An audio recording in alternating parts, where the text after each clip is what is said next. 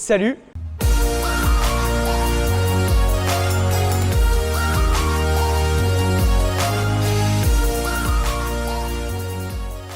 Amis porchistes, ça faisait longtemps qu'on s'était pas fait de vidéo mécanique et je me suis dit qu'il était temps de reprendre la saison 2 avec le pôle compétition d'LG Mecasport.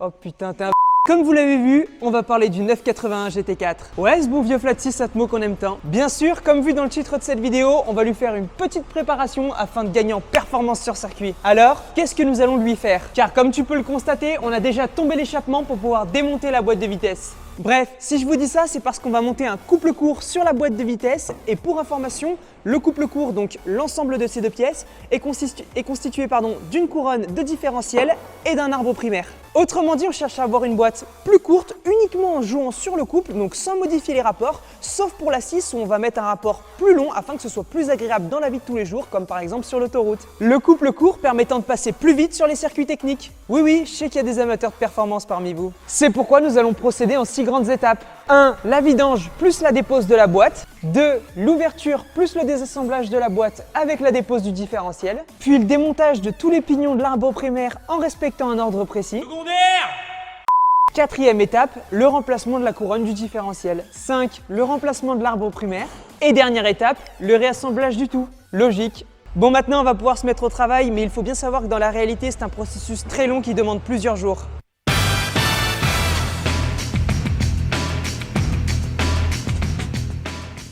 La première étape est terminée et là vous le voyez, donc on a enlevé la boîte de vitesse et juste ici l'embrayage ainsi que le volant moteur.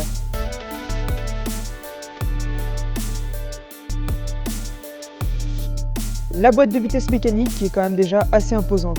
Désormais, étape numéro 2, on va pouvoir désassembler la boîte de vitesse. Donc là en fait on a enlevé toutes les vis afin de pouvoir séparer en deux les deux parties de la boîte.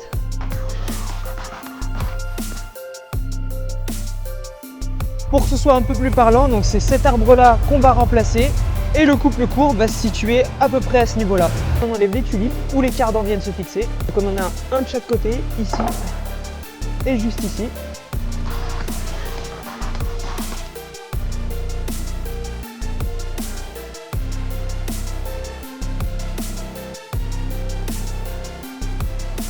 Le différentiel autobloquant qui venait s'installer juste ici à l'intérieur.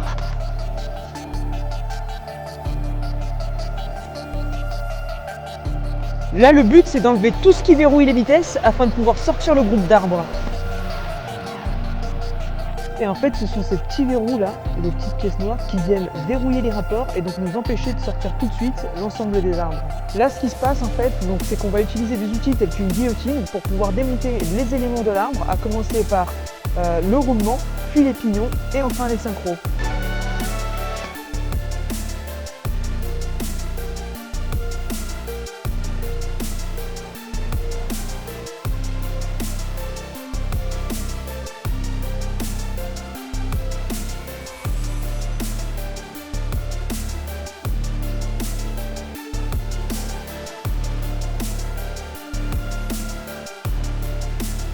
L'ensemble synchro-pignon.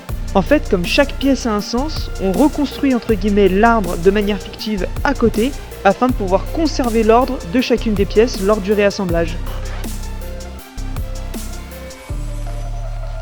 Les 6 vis qui permettent de maintenir l'arbre primaire en place.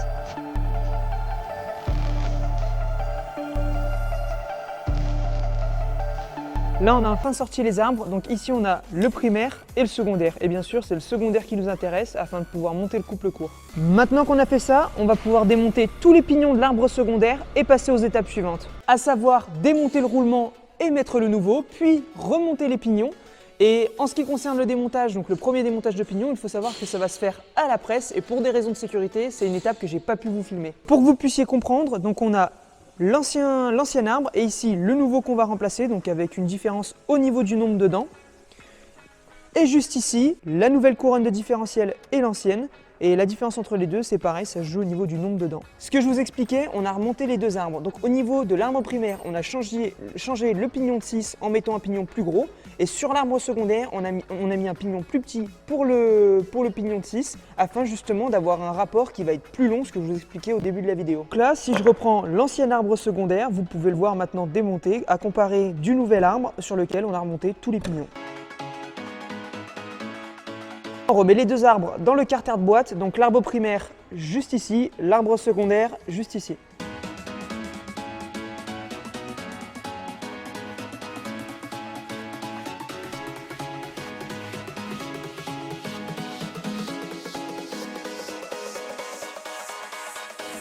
Les fourchettes qui permettent en fait de passer les rapports en venant verrouiller les pignons.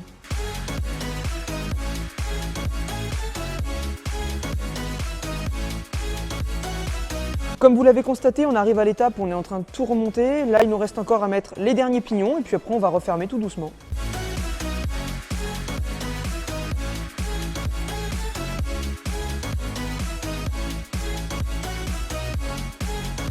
Le roulement de l'arbre secondaire, le sommet de la tour.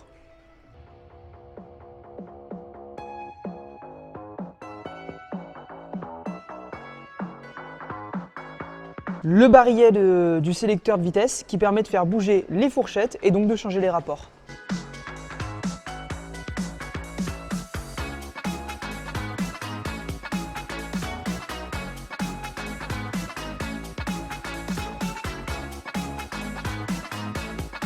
Simplement pour vous montrer à quel point il faut être minutieux, c'est qu'on a tout un système de visserie en fait et d'écrous à replacer de partout sur la boîte et bien sûr il faut respecter un ordre précis.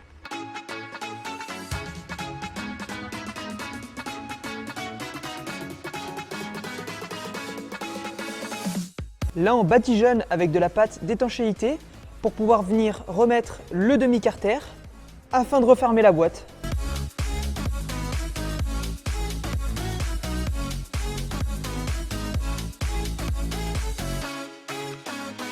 Le radiateur d'huile de boîte pour la refroidir. Alors là, comme je vous expliquais, donc on s'occupe du différentiel, on va changer la couronne de ce dernier et la nouvelle couronne a moins de dents que l'ancienne.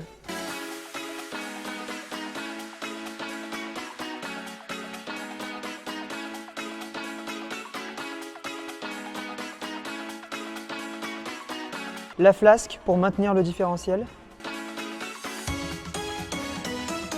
La boîte est enfin entièrement prête.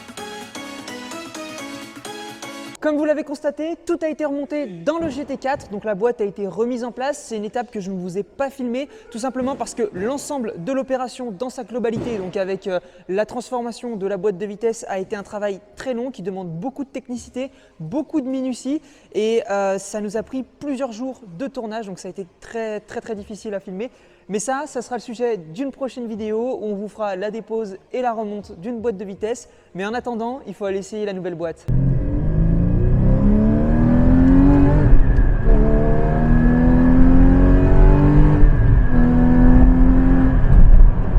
Les rapports 1, 2, 3, 4, 5, 6 sont vraiment plus courts et la sixième est plus longue, donc plus linéaire lorsque l'on veut par exemple commencer à creuser ou lorsque tout simplement on est sur autoroute. Et bon, on ne peut pas vraiment s'en rendre compte sur la vidéo, mais lors des passages plus techniques, on peut passer avec plus de précision. La différence est vraiment flagrante. Et voilà amis Porschistes, c'est la fin de ce nouvel épisode 100% mécanique. Ça faisait longtemps qu'on s'était pas fait en fait un épisode vraiment basé sur la mécanique et surtout on s'était encore jamais fait une préparation type un peu compétition, donc vraiment 100% pour le circuit. Donc ça a été un travail passionnant. Par contre, comme je vous l'ai dit, ça a été difficile, technique à filmer et surtout un travail pour les techniciens qui était très minutieux, qui demandait beaucoup de savoir-faire. Donc ça a été long, j'ai pas pu vous filmer toutes les étapes en détail, mais si ça vous intéresse, je pourrais repasser sur certaines de ces étapes. Et puis je vous dis à très vite pour un prochain épisode. Ciao!